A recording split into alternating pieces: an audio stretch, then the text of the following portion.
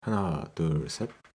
다들 한 번쯤 일하는 중이나 공부 중에 인스타나 쇼츠 같은 SNS 보다가 정신 차리고 보니 1시간이나 날린 경험이 있을 거예요. 제가 헬스장에 벤치프레스를 하려 하는데 그 벤치에서 어떤 남자가 앉아서 핸드폰만 계속 보고 있더라고요. 그래서 저는 다른 운동 하면서 그 사람 언제 비키나 보니까 30초 정도 바벨 깔짝하고 계속 핸드폰만 보고 그러더라고. 이거 너무 시간 낭비 아닌가? 열심히 세질 중이냐 몰라. 근데 저 사람은 그냥 헬스장 왜 온 건지도 모르겠고 나 벤치프레스 하고 싶은데 못하니 솔직히 좀 짜증나는데 마냥 그 사람들을 뭐라 하기엔 저 역시 마찬가지더라고요. 일이나 공부할 때뿐만 아니라 헬스할 때도 특히 요즘 자주 카톡에 정신이 팔려있고 이 대본을 쓸 때도 솔직히 유튜브 보고 싶고 카톡이 마려웠습니다. 막상 카톡을 열면 평소처럼 무슨 아무런 톡도 오지 않았는데 말이죠. 뭐 그러니까 집중을 못하는 거죠. 그래서 그런지 요즘 저는 행복하게 살려면 지금 하고 있는 일에 집중할 줄 아는 게 되게 중요하다라고 느끼고 있어요. SNS나 스마트폰이 생기고 나서 깨알같이 재밌고 관심을 이끄는 게 주변에 더욱 접하기 쉬워지면서 많아지고 반대로 해야 할 업무나 헬스, 공부같이 중요한 건 힘들면서 어렵고 사람이 본능적으로 뭔가에 집중하기 어려운 환경이 된 게 요즘 알쏭달쏭 모바일 세상의 현실인 것 같아요. 이렇게 중요한 일에 집중을 못하면 충분히 오늘 안에 끝낼 수 있는 일인데 못 끝내고 그러면 노동시간이 증가하고 그러면 체력적으로 한계가 있다 보니 집중력도 떨어지고 SNS에 빠져 있다 보면 그 순간에는 뭐 재미야 있겠지만 그 순간에만 그럴 뿐 나중에 시간을 허송세월 보냈다는 느낌이 들어 후회를 전 하게 되더라고요.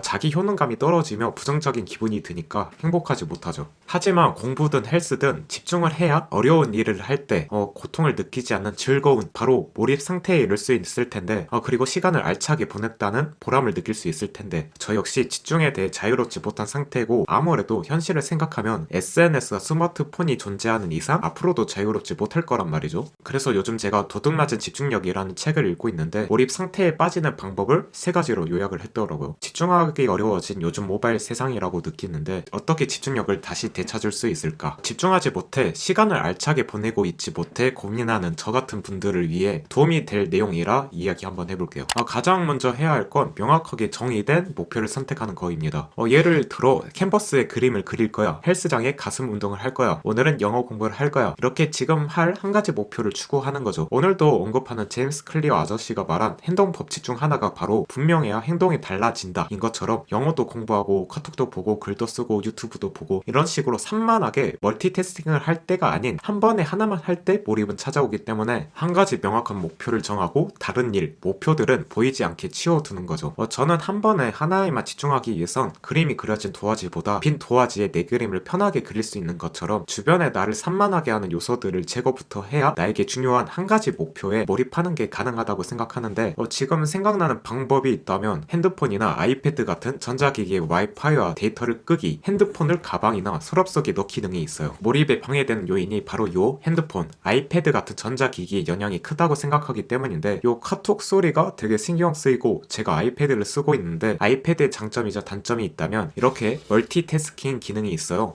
이렇게 화면 분할이 가능해서 하나는 유튜브 보고 한 화면에는 책을 읽을 수 있고 이런 기능인데 그 덕에 카톡이나 유튜브로 시간을 날려 먹을 때가 되게 많습니다. 그렇기 때문에 인터넷을 끈다거나 기계를 쓰지 않을 때 보이지 않게 만들면 신경을 안 쓰게 되고 해야 할 일에 집중을 보다 쉽게 하게 되는 환경이 만들어지더라고요. 이렇게 하다 보니 어차피 지금 난 카톡을 못 봄, 공부나 하자 이렇게 체념을 하게 되기도 하고 만약 인강을 본다거나 해서 전자기기와 와이파이를 써야 한다면 최소한 기기에 알림을 꺼놓으면 좋다고 생각합니다. 저는 이런 카톡, 이런 소리나 어플 알람도 되게 신경 쓰이는 요소더라고요. 그래서 끕시다. 두 번째로 자신에게 의미 있는 일을 하는 겁니다. 로이 바오마이스터라는 심리학자는 개구리는 돌보다 자신이 먹을 수 있는 파리를 훨씬 많이 쳐다본다 라고 말을 했다고 해요. 온종일 먹지 못하는 돌을 쳐다보는 개구리는 죽게 될 거니까. 그렇게 사람에 대해 역시 자신에게 중요한 일, 유의미한 것에 주의를 기울이도록 진화됐다고 합니다. 의미 있는 일에 주의를 기울이기 쉽고 무의미해 보이는 일에는 주의 기울이기 어렵게 말이죠. 몰입의 저자 미하일 치센트비아의 형 모리츠는 광석에 빠져 아침 9시부터 현미경으로 크리스탈의 결정을 보다가 저녁 7시까지 10시간을 순삭했다고 합니다. 그리고 손흥민 선수의 아버지 손흥정 감독님도 트로피 같은 보상보다 사랑하는 축구 그 자체를 할 수 있다는 걸 감사해야 한다고 책에서나 아들에게나 강조를 했다고 해요. 그런 것처럼 자신에게 의미 있는 일을 찾고 돈도 중요하지만 돈 같은 보상보다 일 자체를 자신이 좋아하고 사랑할 수 있는 일인가 자문해 보는 게 몰입에 있어서나 사는 데 있어서나 꽤 중요하구나 라는 생각이 들어요. 마지막으로 능력의 한계에 가깝지만 능력을 벗어나지 않는 일입니다. 우리가 게임을 할 때도 난이도가 되게 중요하잖아요. 게임 시작 때부터 키가 뭔지 게임 맵이 어떻게 되어 있는지 적응하기도 바쁜데 이때 보스몹이 나온다면 할 의욕이 없어질 테고 쉬우면 처음에는 처음이니까 괜찮을 수 있겠지만 계속 다람쥐 달팽이만 죽이는 그런 쉬운 플레이를 반복해야 한다면 지루함을 느끼게 되겠죠. 이래서도 마찬가지로 난이도가 중요하다고 합니다. 이래서도 마찬가지로 난이도가 중요하죠. 어려우면 초조해지고 평사심을 잃게 되고 성공의 큰 장애물은 실패가 아닌 지루함이라는 말이 있듯 쉬우면 지루함을 느끼기 때문에 몰입이 어렵다고 합니다. 그래서 적당한 난이도의 밀당이 필요한데 저는 몰입이란 책에 이 그림이 도움이 되더라고요. S축은 능력이고 Y축은 난이도인데 요 대각선의 플로우 통로에 들어가야 깊은 즐거움을 느낄 수 있다고 해요. 스쿼트를 예시로 하면 내 능력에 비해 난이도가 너무 쉽다면 무게를 좀 더 달아주던가 횟수를 늘리던가 해서 난이도를 올려주고 난이도가 내 능력에 비해 높다면 무게를 내리고 횟수를 줄여 난이도를 내려 그동안 레벨을 쌓고 난 후 다시 난이도를 올리면서 플로우 통로에 들어가는 거죠. 이렇게 집중하는 방법을 요약하면 나에게 유의미한 한 가지 목표를 선택하고 능력의 한계까지 스스로 밀어붙이는 거입니다. 이렇게 집중하는 방법 3가지를 알아봤는데 책에서 먼저 해야 할 건 한 가지 명확하게 정의된 목표를 정하는 거라 했지만 솔직히 저는 나에게 유의미한 일, 곧 내가 좋아하는 일을 찾는 게 가장 중요하다고 생각해요. 앞서 미아이의 형 모리츠가 광석과 사랑에 빠진 건 물론이고 제가 내일 손흥정 감독님 저자 책 사인회를 갈 예정이라 모든 것은 기본에서 시작한다. 요 책을 종이책으로 구매해서 다시 읽어보고 있는데 모두 아시다시피 손흥민 선수나 손흥정 감독님이나 축구에 소위 미쳐있는